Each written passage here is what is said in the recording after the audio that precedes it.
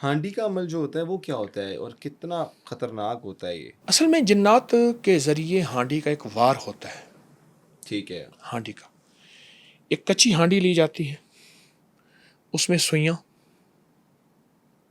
اس میں کالے ماش، اس میں کالی اور چیزیں، اس میں کالا کپڑا، اس میں کچھ پتلے بناتے ہیں ان لوگوں کے جن کو نقصان دینا ہوتا ہے کالے کپڑے کے، پھر ان میں سوئیاں چپ ہوتے ہیں، ایک پورا کا پورا کر کے اس کے بعد اس کو بند کیا جاتا ہے.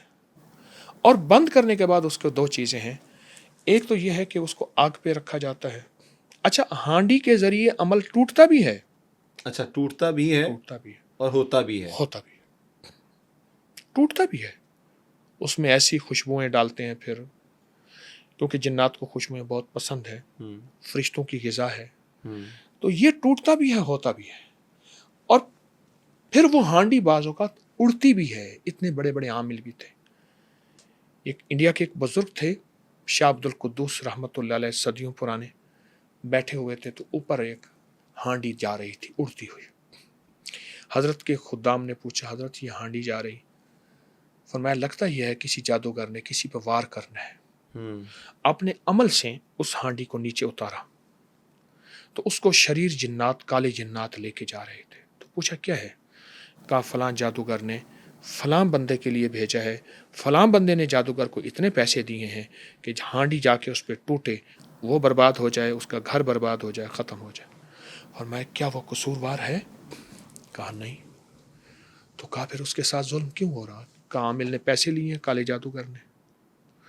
کہا میں اپنے امر سے کہتا ہوں، اللہ کے ولی تھے، کہ یہ ہانڈی واپس لوٹے اور اسی جادوگر پہ جا کے ٹوٹے. وہ ہانڈی پھر اٹھی، آسمانوں پہ اڑتی ہوئی واپس لوٹی.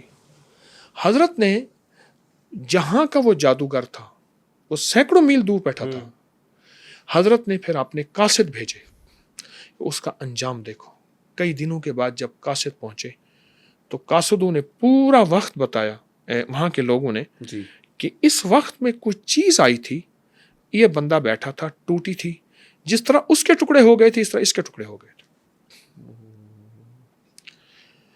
میں ایک چیز بتاؤں، پوری دنیا اس وقت خیر مانگتی ہے، پوری دنیا اس وقت راحت مانگتی ہے. یہ تھوڑے سے تذکرے میں نے جو کیے ہیں، دیکھے ہیں، میں کوئی عامل کامل نہیں ہوں، میں آپ کو واضح بتا دوں. جن میرے تابع ہوں، آنکھیں بند کر کے مدینے پہنچ جاتا ہوں. کلام الہی میں جو احادیث میں میرے سرکار نے، آل رسول نے، اصحاب رسول نے اور اولیاء صالحین نے جو عملیات، جو وظائف، جو ذکر، جو تسبیحات لکھے ہیں، میں تو ان کو پھیلا رہا ہوں. میں وظیفے بناتا نہیں ہوں، بتاتا ہوں.